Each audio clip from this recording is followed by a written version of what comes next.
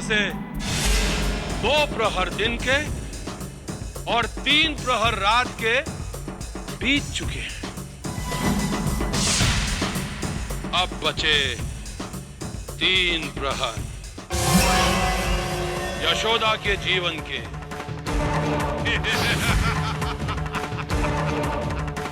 चाणूर, कोई औषधि, कोई अर्चना, कोई पूजा फल नहीं देगी। जब तब भजन कीर्तन सब के सब बेकार जाएंगे। परंतु यशोदा की चेतना पुनः वापस नहीं आएगी चाणूर, नहीं आएगी। ये गोकुल इंद्र के बाढ़ से बच गया, परंतु हमारी चाल से नहीं बच सकता। सब के सब बह जाएंगे अपने ही आंसुओं के बाढ़ में। अनेक मित्रों को खोया है हमने इस गोकुल के कारण, बहुत से मित्र, परंतु अब गोकुल की बारी है। अब गोकुल खोएगा, गोकुल। पहले यशोदा, यशोदा दम तोड़ेगी तो नंद भी मर जाएगा, और नंद और यशोदा के बिना कृष्ण कैसे जीवित रहेगा? हाँ?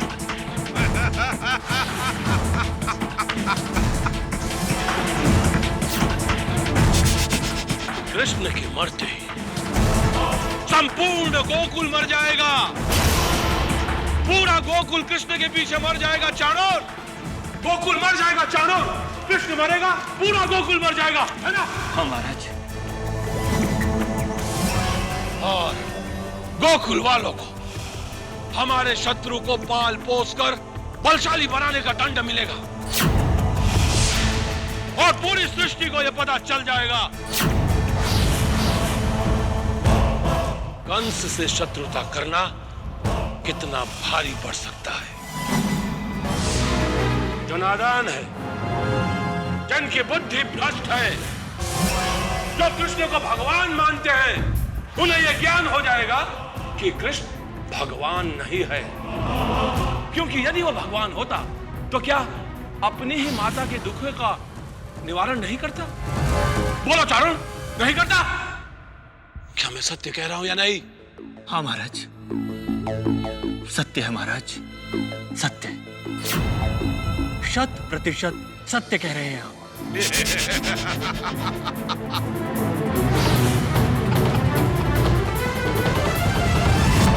सुना तुमने केशनी? सुना? 100% सत्य। अब तुम भी मानो कि कंस विजयी होने वाला है, विजयी होने वाला है। केशनी इतिहास दोहराएगा उस दिन को बार बार, क्योंकि कंस की होगी विजय और भगवान की होगी हार।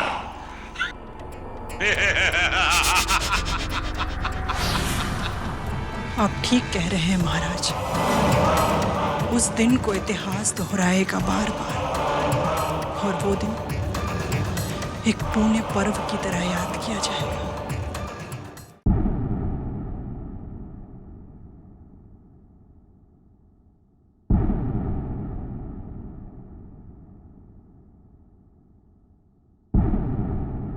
प्रभु। राधे कृष्णा राधे। आप भावुक हुए हैं प्रभु। कृष्णा कृष्णा राधे राधे। माँ की दशा ठीक नहीं है राधे। राधे कृष्णा। इसका कारण कौन है? आप?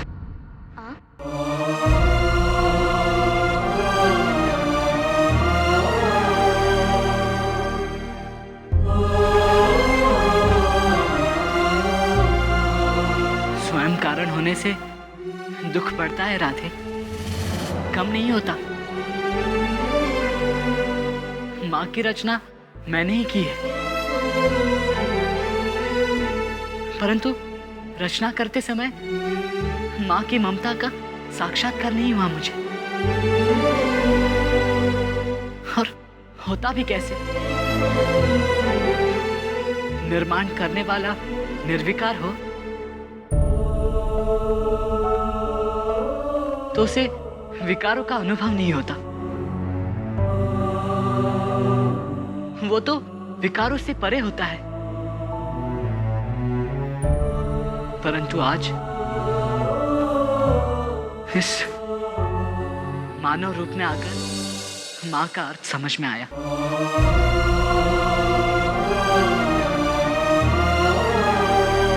ममता की डोर में बंधकर मानव कैसे तड़पता है,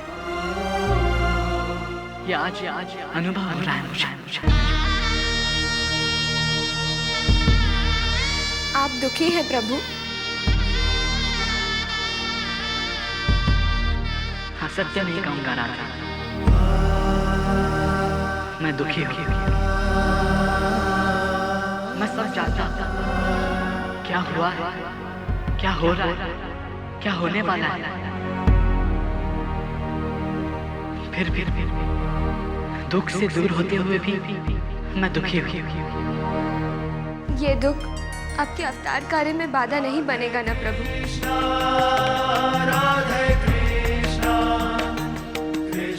नहीं राधे,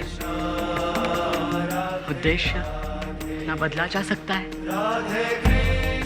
और न ही भुलाया जा सकता है। परंतु मेरे जाने का सुनकर यदि मैया की ये दशा है, तो जब मैं अपना अवतार कार्य पूरा करने जाऊंगा तो मैया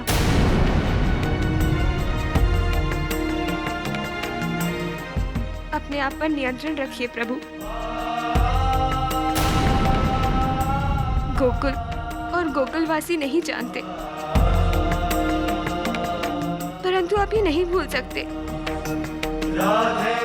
कि आप मोह माया से परे हैं, निर्विकार हैं।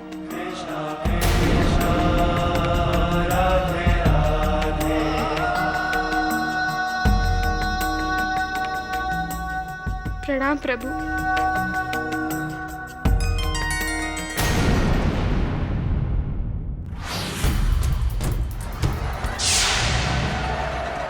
ये कौन आ रहे हैं? कहीं ये मथुरा ही तो नहीं जा रहे हैं?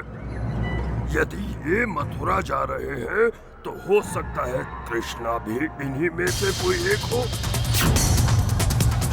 परंतु इनमें अक्रूर जी दिखाई नहीं दे रहे हैं। मुझे इन यात्रियों में कृष्ण है कि नहीं वो ढूंढना ही पड़ेगा।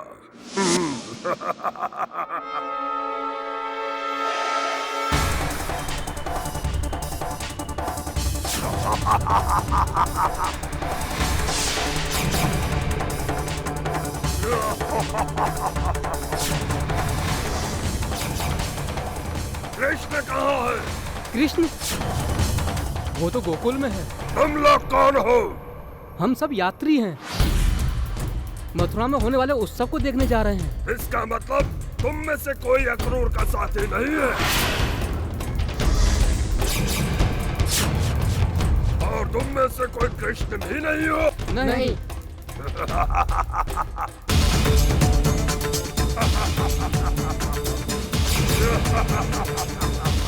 कृष्ण, कब तक तुम मुझसे दूर रहोगे?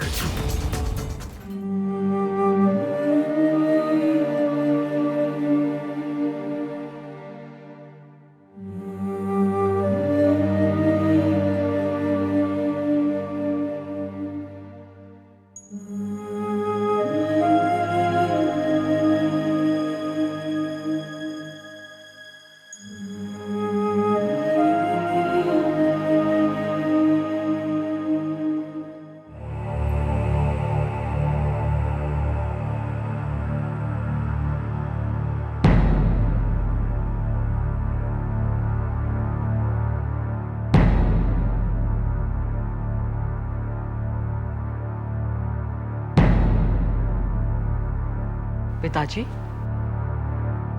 मैया ठीक हो गई पिताजी। आप बोल क्यों नहीं रहे? कान्हा, हम मंदिर में क्यों जाते हैं? भगवान से प्रार्थना करने के लिए। केवल प्रार्थना करने के लिए?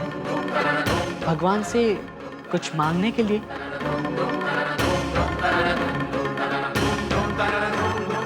क्या मांगने जाता है मनुष्य भगवान के पास? मनुष्य अपने लिए कम मांगता है पिताजी, अपनों के लिए अधिक मांगता है। क्या मांगता है? हाँ, सुख, शांति, आयु, जीवन। कान्हा, मनुष्य भगवान की शरण में कब जाता है? आप मुझसे ऐसे प्रश्न क्यों कर रहे हैं पिताजी? क्यों?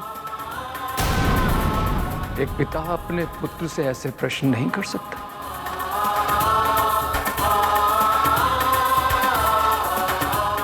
पिता का यह अधिकार है। तो फिर जवाब क्यों नहीं दे रहे हो? जब मनुष्य को लगता है कि उसके लिए विश्व के सारे द्वार बंद हो चुके हैं, जब मनुष्य को लगता है कि उसकी हार हुई है, जब मनुष्य को लगता है कि वो निर्बल है, तब क्या कान्हा? तब मनुष्य भगवान की शरण में जाता है पिताजी।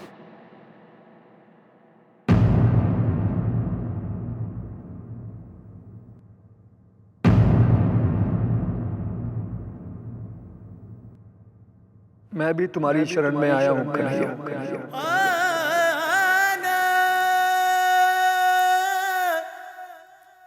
पिताजी, मुझसे कोई अपराध हुआ है जो आप इस तरह की बातें कर रहे हैं? पुत्र पिता की शरण में जाता है पिताजी, पिता पुत्र की शरण में नहीं जाता। और यदि पुत्र भगवान हो तो?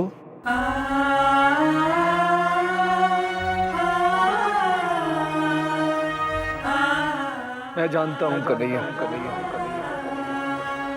कि तुम भगवान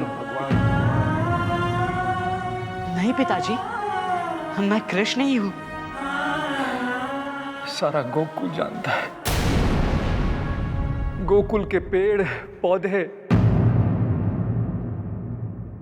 ग्वाल बाल, गोपियां, गोप, सब जानते हैं कि तुम भगवान हो। नहीं पिताजी। मान क्यों नहीं लेते कि तुम भगवान हो? यदि तुम भगवान नहीं हो तो वासुदेव भैया तुम्हें कारागृह से यहां कैसे लेकर आए? क्या तुमने उनकी सहायता नहीं की थी? पूतना जैसी राक्षसी का एक नए जन्म में बच्चे अर्थात तुमने विनाश कैसे किया? कोई सामान्य बच्चा ऐसा कर सकता है?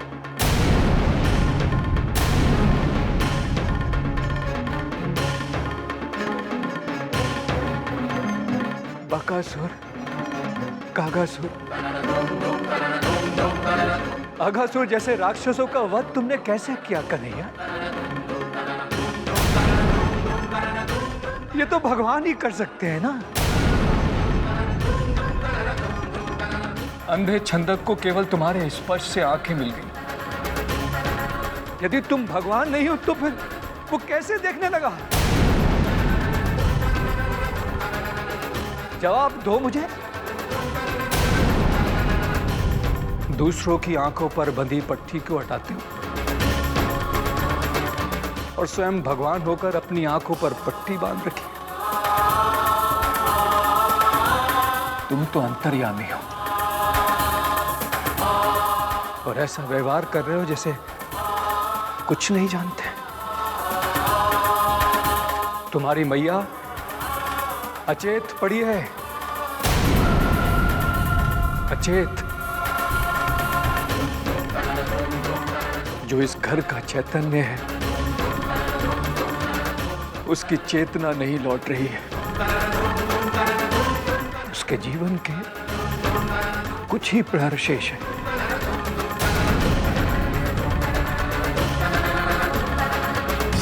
यशोदा के जीवन के साथ ही इस घर का जीवन जुड़ा है। यशोदा जीवित है तो ये घर भी जीवित है।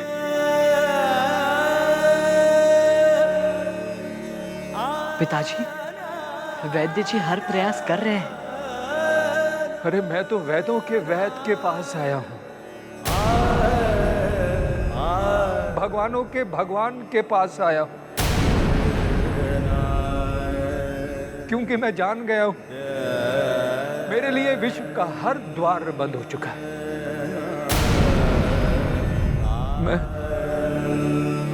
मैं हार गया हूं कन्हैया, मैं हार गया हूं। आज मुझे ज्ञान हुआ है कि मैं एक ऐसा निर्बल मनुष्य हूं जो अपनी पत्नी की रक्षा नहीं कर सकता।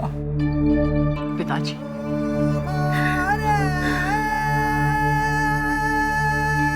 मैंने यशोदा को हर दुख सुख में साथ देने का वचन दिया है। हर संकट में उसकी रक्षा करने की शपथ ली है। आज मेरा वचन भंग हो रहा है। मेरी ली हुई शपथ टूट रही है क्योंकि मैं उसकी रक्षा नहीं कर सकता। आज मेरी गर्दन शर्म से झुक गई है क्योंकि मैं अपनी पत्नी को बचाने में असमर्थ हूं।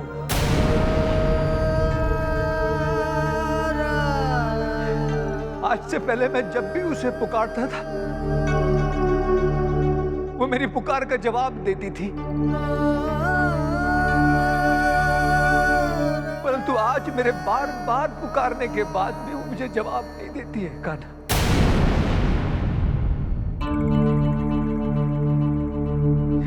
मेरी यशोदा मुझसे रूठ गई है,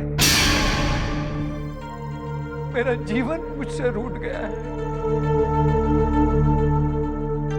मेरे जैसी स्थिति किसी भी पति की ना हो।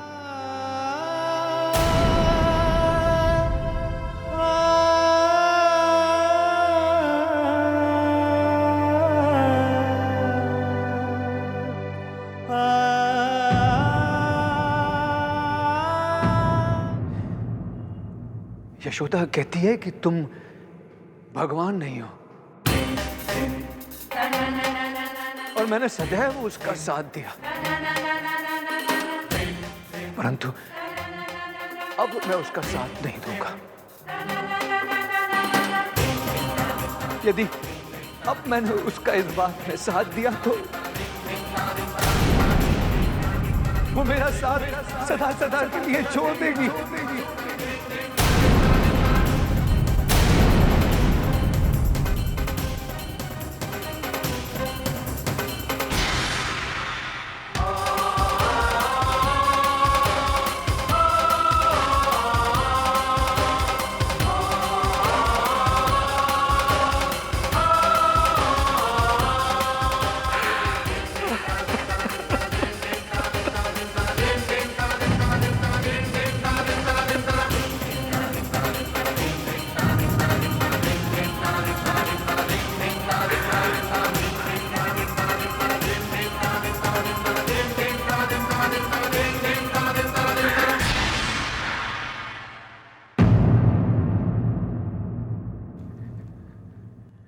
आज मैं तुम्हारे मंदिर में आया हूं भगवान, अपनी पत्नी के प्राणों की भीख मांगने।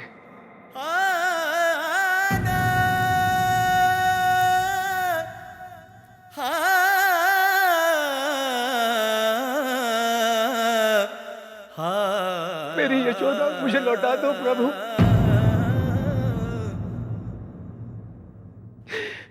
मेरी यशोदा मुझे लौटा दो प्रभु।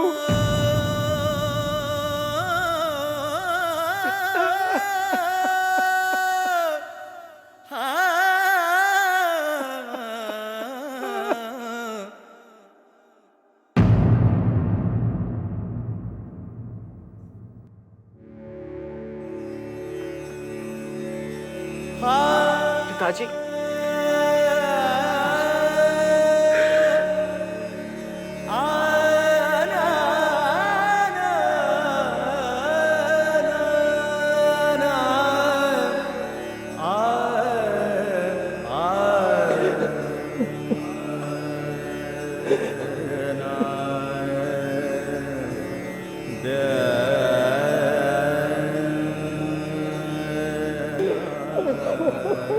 Ah